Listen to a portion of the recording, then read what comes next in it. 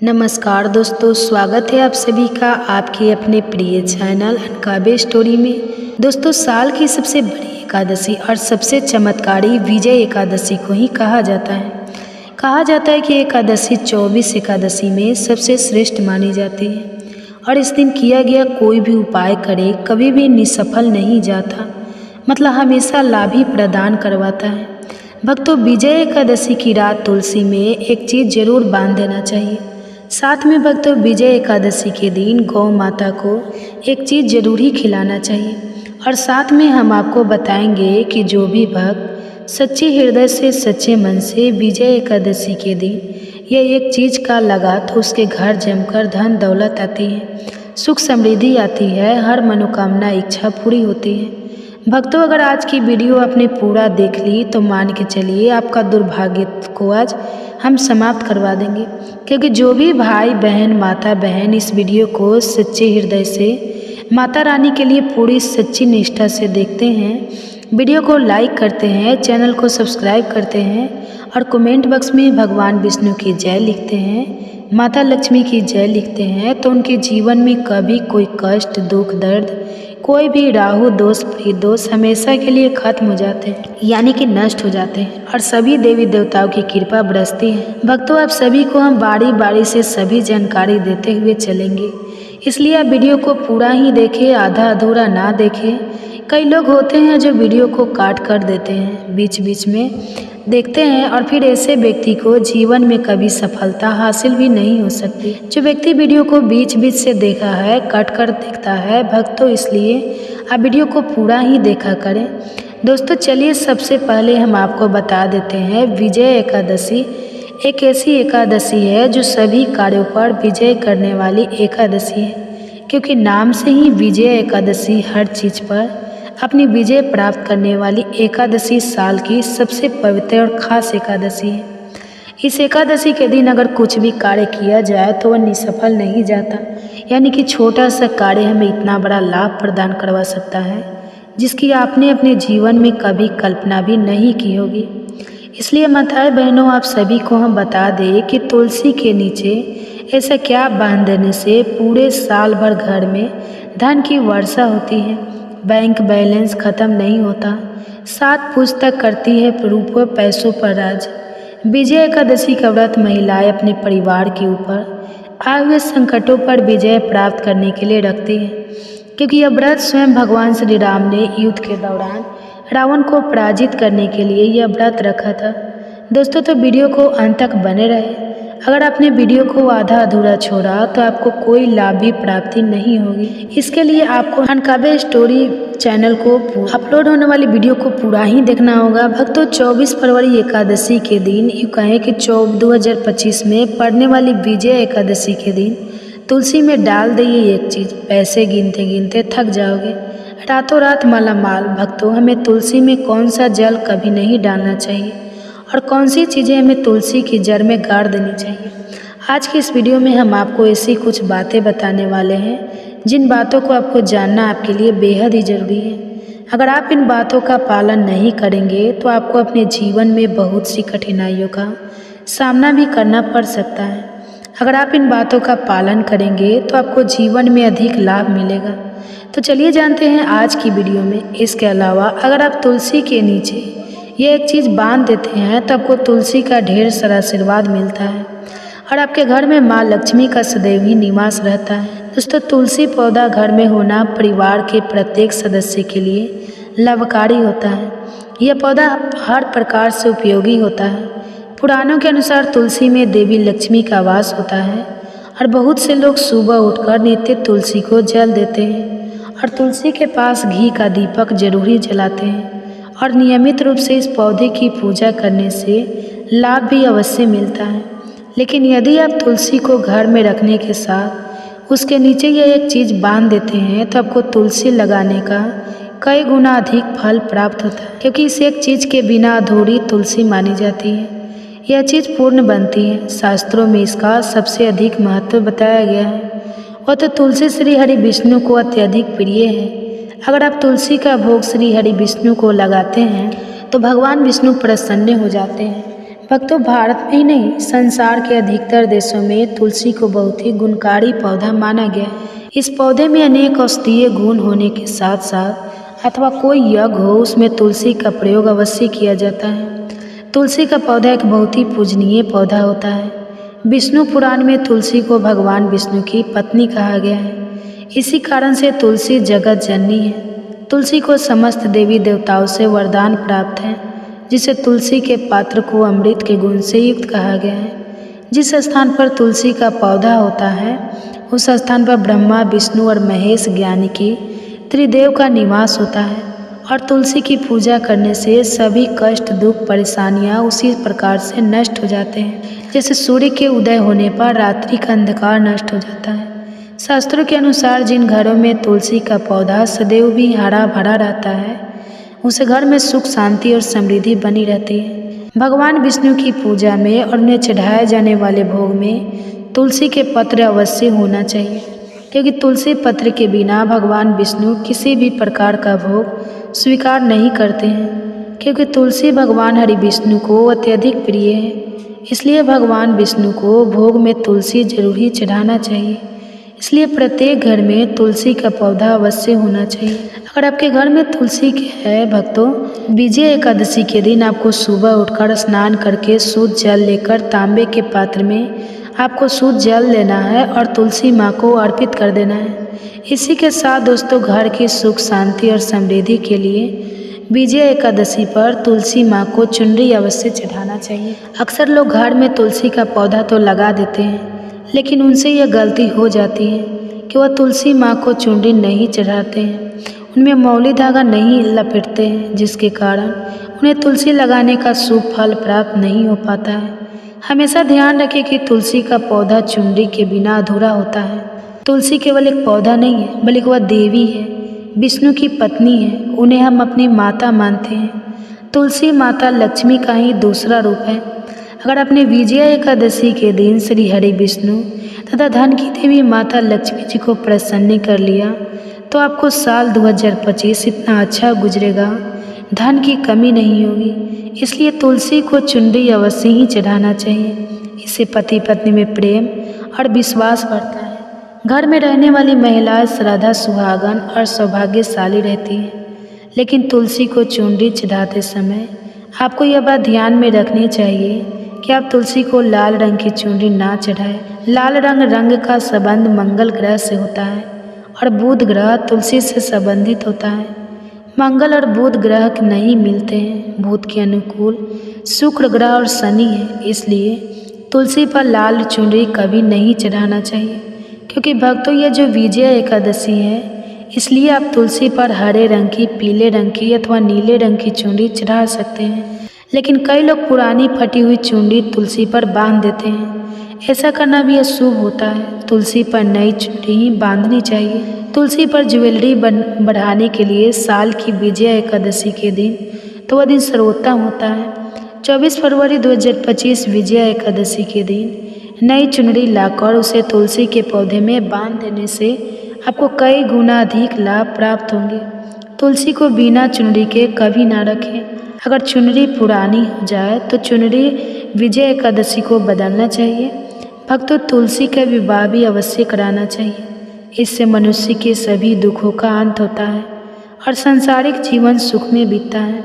इसी के साथ साथ आपको तुलसी में एक शालिग्राम भी रखना चाहिए, क्योंकि शालिग्राम भगवान विष्णु का ही रूप है और उसकी नित्य पूजा करना चाहिए। भक्तों, कुछ लोग जाने अनजाने में तुलसी के पास ऐसी चीज़ रख देते हैं जिससे तुलसी का अपमान होता है। तुलसी का पौधा बहुत ही संवेदनशील होता है।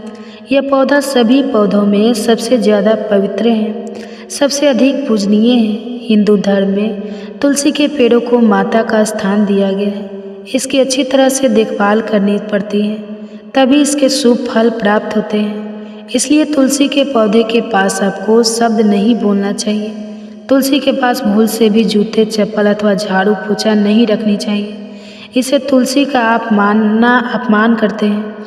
जहाँ पर तुलसी का पौधा हो उसे स्थान के आसपास थूकने से और अनर्थ होता है। तुलसी के पास जल से भरा हुआ पात्र भी नहीं रखना चाहिए। तुलसी के पौधे के पास दीपक जलाने के बाद दीपक को वहाँ से हटा देना चाहिए। तो ये जानकारी थी। अब सुनिए विजय एकादशी की पावन कथा। तो आज हम सुनाएंगे आपको फाल्गुन मास में पड़ने वाले विजया एकादशी की संपूर्ण व्रत कथा, पूजा विधि, साथ ही सुनेंगी तुलसी माता की भी कथा। एक बार श्री कृष्ण से अर्जुन ने पूछा, हे माधव, हे जनार्दन, आप समस्त लोकों के स्वामी हैं, आप ही धर्म के ज्ञाता और पालन करता है। कृपया मुझे बताइए कि कौन सा व्रत ऐसा है जो सभी पापों को नष्ट कर विजय प्रदान करता है। मैं आपके श्रीमुख से इसे सुनने के लिए उत्सुक हूँ। पार्थ, ध्यान पूर्वक सुनो। मैं तुमसे एक महान और पुण्यदायक व्रत के विषय में कहता हूँ। यह व्रत सब पापों को नष्ट करने वाला और सभी कार्यों में विजय देने वाला है। इसका नाम है विजय एकादशी, जो फाल्गुन मास के कृष्ण पक्ष की एकादशी को आता है। जो व्यक्ति श्रद्धा और भक्ति से विजय एकादशी का व्रत करता है वह सभी कार्यों में सिद्धि और विजय प्राप्त करता है। श्री कृष्ण कहे, हे अर्जुन, इस व्रत की कथा अति प्राचीन है। इसे सुनने मात्र से ही जन्म जन्मांतर के पाप नष्ट हो जाते हैं और मनुष्य को अपार विजय प्राप्त होती है। विजया एकादशी की कथा है त्रेता युग में, जब श्री राम अपनी पत्नी सीता और भ्राता लक्ष्मण के साथ वन में निवास कर रहे थे।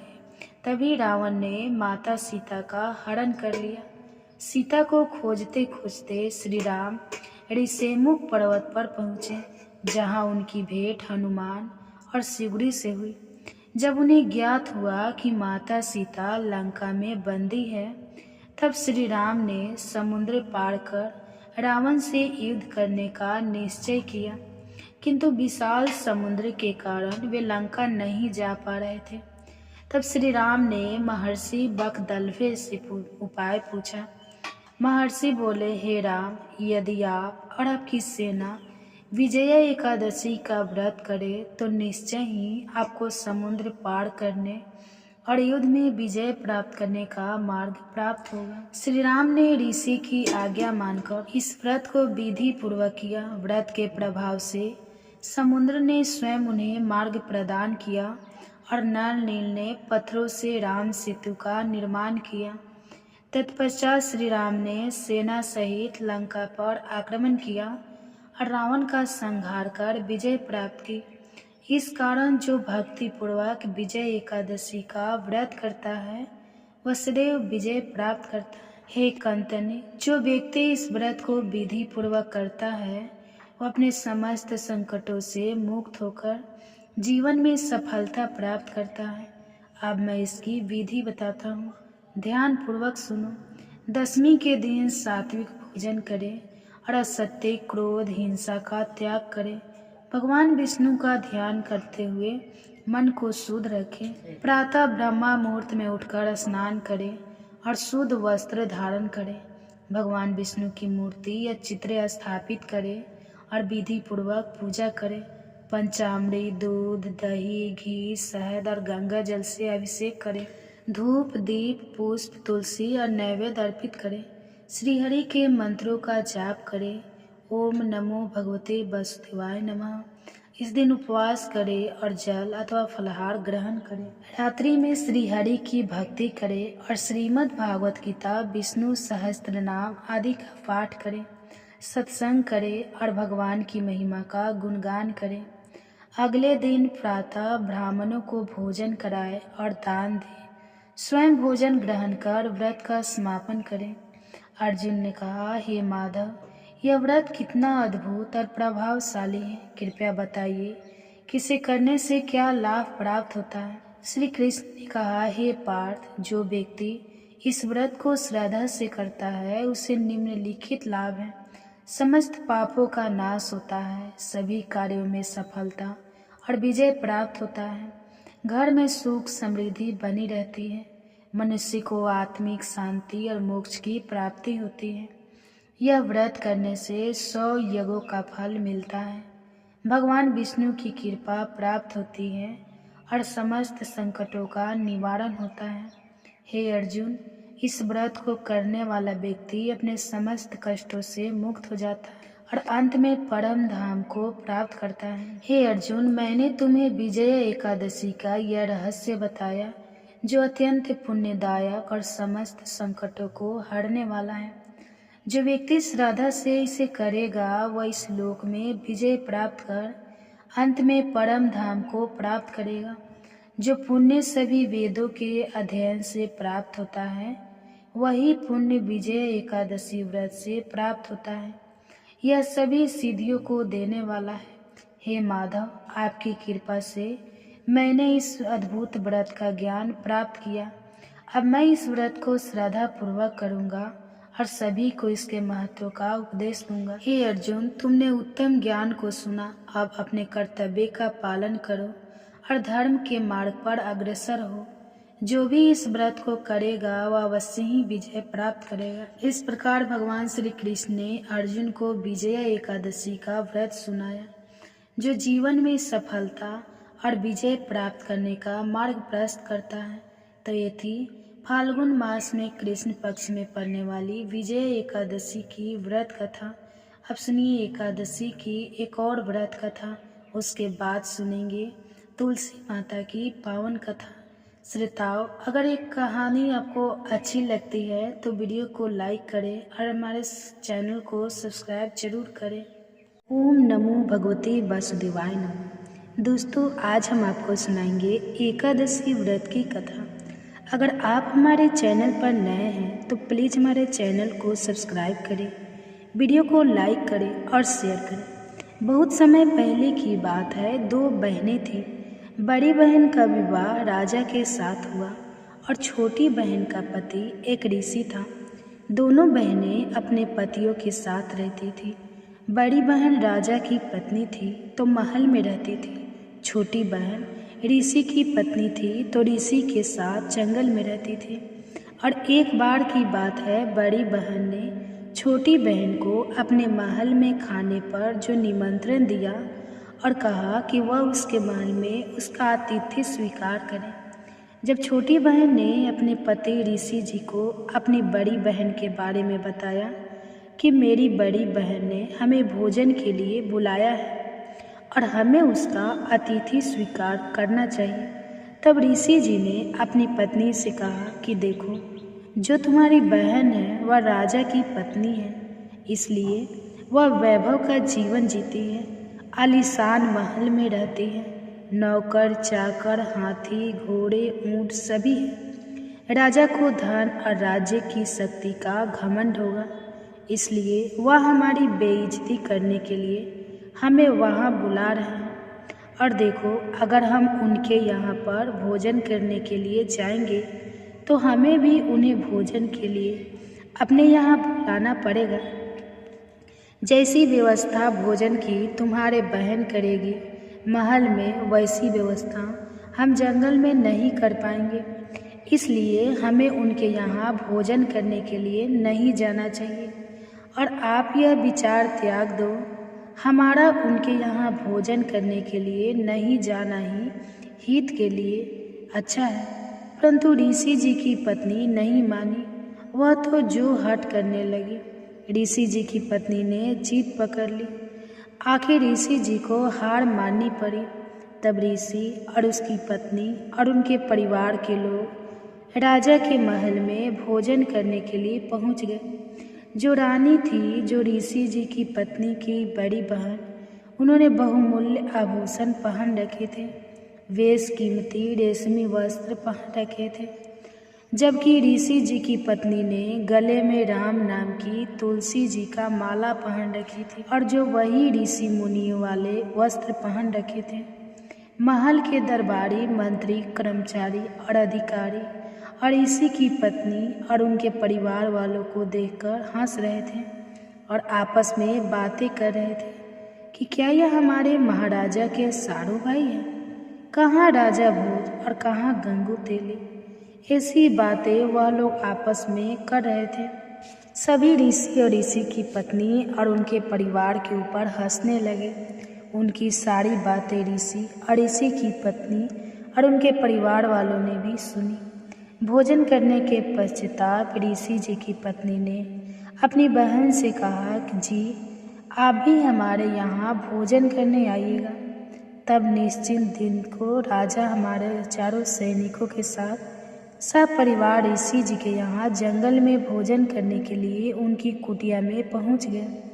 जब ऋषि जी ने देखा कि राजा रानी अपने हजारों सैनिकों को लेकर उनके यहाँ भोज करने के लिए आए हैं, तो ऋषि जी अब मन ही मन सोचने लगे कि अब मैं इनके भोजन की व्यवस्था किस प्रकार कर पाऊंगा। तब ऋषि जी ने स्वर्गलोक के राजा इंद्र से हाथ जोड़कर निवेदन किया कि हे इंद्रदेव, आप अपनी कामधेनु गाय मुझे उधार दे दीजिए। उसी समय आकाशवाणी हुई और इंद्रदेव ने ऋषि जी से कहा कि इसके बदले में तुम मुझे क्या दोगे। तब ऋषि जी ने कहा, हे इंद्रदेव, आप बताइए कामधेनु के बदले में आप मुझसे क्या चाहते हैं। तब इंद्रदेव ने ऋषि जी से कहा कि तुम अपने जीवन भर का पुण्य और एकादशी व्रत का फल मुझे सौंप दो, तभी मैं तुम्हें कामधेनु गाय उधार दे सकता हूँ। तब ऋषि जी ने ऐसा ही किया। ऋषि ने अपने जीवन भर के समस्त पुण्य जो उन्होंने संचित कर रखे थे और एकादशी के व्रत का पुण्य संकल्प लेकर इंद्रदेव को सौंप दिया।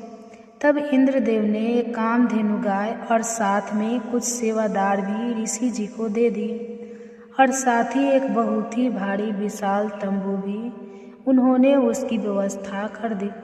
तभी वहाँ एक बहुत बड़ा भारी टेंट लगा। टेंट के अंदर गाय खड़ी थी। ऋषि परिवार ने गौ माता की आरती उतारी और अपनी मनोकामना बताई। उसी समय वहाँ पर 56 प्रकार के भोग चांदी के बर्तनों में बनकर आ गए। लड्डू, जलेबी, कचौरी, दही बड़े, हलवा, खीर, दाल, रोटी, पूड़ी, बूंदी के लड्डू, बर्फी, रसगुल्ले, तमाम चीज़ें वहाँ पर बन गई। तब ऋषि जी ने राजा से कहा, महाराज भोजन जीम लीजिए। तब राजा ने ऋषि जी की बेइज्जती करने के लिए कहा, पहले तुम मेरी सेना को भोजन कराओ, साथ ही मेरे घोड़ों को भी हरा चारा खिलाने का प्रबंध करो, उसके बाद ही मैं भोजन करूँगा। ऋषि जी ने राजा से कहा कि प्रभु की कृपा से मैं सब इंतजाम हो जाएगा। महाराज आप और आपकी सेना भोजन कर लीजिए। राजा रानी उठकर भोजन करने वाले स्थान पर पहुँचे तो उन्होंने देखा वहाँ पर एक बहुत ही सुंदर आलीशान कीमती जो वस्त्र बिछे हुए थे, सुंदर सुंदर आसन लगे हुए थे। राजा यह देखकर आश्चर्य में पड़ गए।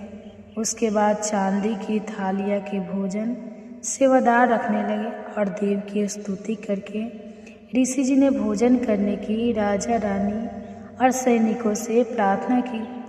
राजा ने मन ही मन सोचा कि इसके वैभव के सामने तो मेरा भोजन का भंडार कुछ भी नहीं। मैंने तो केवल ऋषि और उसके परिवार को ही भोजन कराया था और उसमें भी 3-4 तरह के ही जो मैंने व्यंजन बनवाए थे। और राजा शर्म के मारे पानी पानी हो रहा था। खाना खाते वक्त राजा बहुत परेशान था। ईर्ष्या की अग्नि में वह धधक रहा था। उसे वह अपनी बेइज्जती समझ रहा था। सभी सैनिकों ने भोजन खा लिया। सभी सैनिकों ने भोजन की खूब तारीफ करी। यह सुनकर राजा का खून खौलने लगा। तब उस राजा ने ऋषि जी को बुला करके पूछा कि अरे सारू भाई, तुमने इतने कम समय में इतने सारे लोगों के भोजन का इंतजाम कैसे किया? ना तो यहाँ कोई कढ़ाई है, ना ही कोई चूल्हा जल रहा है। तब ऋषि जी ने राजा से कहा कि महाराज, मैंने अपने जीवन भर का पुण्य, भक्ति और एकादशी का पुण्य इंद्रदेव को सौंप दिया था और इंद्रदेव ने मुझे एक दिन के लिए कामधेनु गाय उधार में दी थी। उसी कामधेनु गाय ने यह सब किया है। यह कामधेनु गाय की विशेषता है कि हम जितना भोजन चाहे वह तुरंत उपलब्ध करवा देती है। जो भी इच्छा हम कामधेनु गाय से मांगते हैं वह इच्छा हमारी पूरी हो जाती है। राजा ने कहा कि हे सारू भाई, मुझे वह कामधेनु गाय दिखा, मुझे तुम पर विश्वास नहीं है। तब ऋषि जी ने राजा को कामधेनु गाय दिखाई। कामधेनु गाय को देखकर राजा के मन में लालच आ गया। उसने ऋषि जी से कहा कि हे सारू भाई, यह गाय तो आप मुझे दे दो। मेरे पास बहुत बड़ी सेना है, उनका भोजन मैं इस गाय से बनवा लूँगा। तुम्हारे लिए यह गाय किस काम की? ऋषि ने कहा कि महाराज, मैंने तो यह कामधेनु गाय इंद्रदेव से एक दिन के लिए उधार मांगी थी। मुझे यह गाय वापस स्वर्ग में भिजवाने हैं। मैं इस गाय का मालिक नहीं हूँ, इसलिए मैं यह कामधेनु गाय आपको नहीं दे सकता। यह सुनकर राजा क्रोधित हो गया। राजा ने अपने सैनिकों को आज्ञा दी कि इस गाय को तुम बांध लो। ऋषि ने देखा कि राजा की नीयत में खोट आ गया है। उसी समय ऋषि ने गौ माता से कहा कि हे गौ माता, आप स्वर्ग लोक में इंद्रदेव के पास शीघ्र लौट जाइए। उसी समय कामधेनु गाय टेट को फाड़कर सीधी ऊपर की ओर उड़ने लगी। राजा ने गाय को उड़ते देखा तो सेवकों को आज्ञा दी कि गाय को नीचे गिराओ, किसी भी तरह से इसे रोको। तब सेवकों ने गाय के पैरों में तीर मारे, जिससे गाय के पैर से खून बहने लगा और पृथ्वी पर गिरने लगा। वह घाव अवस्था में स्वर्ग में चली गई। जहाँ जहाँ भी रक्त गिरा वहाँ तंबाकू हुआ। तंबाकू फारसी शब्द है। तम यानी गाय या खू यानी रक्त। यह तंबाकू गाय के रक्त से पैदा हुआ। इसलिए ईश्वर ने कहा है कि हे मानव तो इस तंबाकू का सेवन मत कर। तंबाकू का सेवन गाय का खून पीने जितना पाप लगता है। उसके बाद राजा को अपनी गलती का एहसास हुआ। राजा ने ऋषि जी से अपनी गलती की क्षमा मांगी और वह राजा भी गाय की सेवा करने लगा और हर एकादशी को जो वह उपवास करने लगा और गाय माता तुलसी माता की कहानी सुनने लगा। और राजा को अपने किए पर बड़ा पछतावा था। अब वह अपने पाप कर्मों को मिटाने के लिए जो भगवान से प्रार्थना करने लगा कि उसकी बुद्धि भ्रष्ट हो गई थी। उसने बहुत बड़ा पाप कर दिया, इसलिए भगवान उसे क्षमा करे। हे एकादशी माता, हे भगवान विष्णु, जैसे राजा को सद्बुद्धि आई वैसे सब किसी को आना। जो यह कहानी सुन रहे हैं और जो यह कहानी कह रहे हैं, उनकी सभी मनोकामनाएं पूरी करना। बोलो एकादशी माता की जय। बोलो विष्णु भगवान की जय। बोलो माता लक्ष्मी की जय। दोस्तों, आप सुनिए विजया एकादशी व्रत की। विजया एकादशी का व्रत हिंदू धर्म में विशेष रूप से पुण्यदायी माना गया है। यह फाल्गुन मास के कृष्ण पक्ष की एकादशी को आता है और इसे करने से समस्त पापों से मुक्ति मिलती है। इस व्रत को करने से व्यक्ति को सभी प्रकार की बाधाओं से विजय प्राप्त होती है, इसलिए इसे विजया एकादशी कहा जाता है। शास्त्रों के अनुसार इस व्रत को करने से व्यक्ति को मोक्ष की प्राप्ति होती है और वह पापों से मुक्त हो जाता है। यह व्रत भगवान विष्णु को प्रसन्न करने के लिए किया जाता है। विशेष रूप से यह व्रत कठिन परिस्थितियों में सफलता प्राप्त करने के लिए किया जाता है। भगवान श्री राम ने भी इस व्रत को किया था, जिससे उन्हें रावण पर विजय प्राप्त हुई थी। प्राचीन समय की बात है, जब त्रेता युग में भगवान श्री राम अपनी पत्नी माता सीता और छोटे भाई लक्ष्मण के साथ वनवास में थे, तब रावण ने माता सीता का हरण कर लिया। तो श्री राम और लक्ष्मण उनकी खोज में भटकते भटकते ऋषिमुख पर्वत पर पहुँचे, जहाँ उनकी भेंट हनुमान जी और सुग्रीव से हुई। सुग्रीव से मित्रता करने के बाद जब श्री राम को पता चला कि सीता माता लंका में रावण के बंदी गृह में है, तो उन्होंने समुद्र पार करने और लंका पर चढ़ाई करने की योजना बनाई। परंतु समुद्र की विशालता और लंका के अभेद्य किले को देखकर वे चिंतित हो गए। इतनी विशाल सेना के साथ समुद्र कैसे पार किया जाए और युद्ध में विजय कैसे प्राप्त की जाए। उसी समय श्री राम ने महर्षि बकदल्भ नामक एक ऋषि से मार्गदर्शन मांगा। महर्षि ने उन्हें बताया कि यदि वे विजय एकादशी का व्रत करें तो निश्चित ही उन्हें समुद्र पार करने और रावण पर विजय प्राप्त करने में सफलता मिलेगी। भगवान श्री राम ने ऋषि के निर्देशानुसार विधि पूर्वक इस व्रत का पालन किया। उन्होंने 10वीं तिथि को उपवास रखा और एकादशी के दिन पूरी श्रद्धा और नियम से भगवान विष्णु की पूजा की। द्वादशी के दिन व्रत का पालन करने के पश्चात उन्होंने समुद्र देवता से मार्ग देने की प्रार्थना की। विजया एकादशी के प्रभाव से समुद्र देवता ने श्री राम को मार्ग प्रदान किया और उनके निर्देश पर नल नील ने समुद्र पर पत्थरों का पुल बनाया, जिसे आज राम सेतु के नाम से जाना जाता है। इसके बाद भगवान श्री राम ने सेना सहित लंका पर आक्रमण किया और विजय प्राप्त की।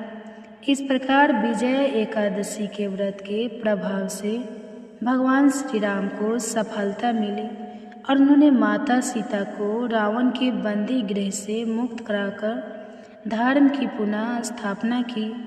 विजया एकादशी का व्रत रखने के लिए श्रद्धालु को 10वीं तिथि की रात से ही सत्वित्व आहार ग्रहण करना चाहिए। व्रत की विधि है 10वीं तिथि को एक बार सात्विक भोजन करें और ब्रह्मचर्य का पालन करें। मन में भगवान विष्णु की भक्ति भावना बनाए रखें। प्रातः स्नान करके स्वच्छ वस्त्र धारण करें। व्रत का संकल्प लें और भगवान विष्णु का ध्यान करें। गंगा जल या स्वच्छ जल से भगवान विष्णु की मूर्ति का अभिषेक करें। धूप दीप चंदन फल तुलसी और पंचामृत से पूजा करें। ओम नमो भगवते वासुदेवाय मंत्र का जाप करें। श्रीमद् भागवत गीता या विष्णु सहस्त्र नाम का पाठ करें। रात्रि जागरण करें और भगवान की भक्ति में समय बिताएं। अगले दिन प्रातः स्नान करें और ब्राह्मणों को भोजन करें। दान दक्षिणा देकर व्रत का पालन करें। स्वयं सात्विक भोजन ग्रहण करें। इस व्रत को करने से व्यक्ति के समस्त पाप नष्ट हो जाते हैं। यह व्रत विशेष रूप से युद्ध विवाद या जीवन की कठिन परिस्थितियों में सफलता प्राप्त करने के लिए किया जाता है। भगवान श्री राम ने स्वयं इस व्रत को किया था, जिससे उन्हें रावण पर विजय प्राप्त हुई थी। इस व्रत को करने से आत्मिक शुद्धि और मोक्ष की प्राप्ति होती है।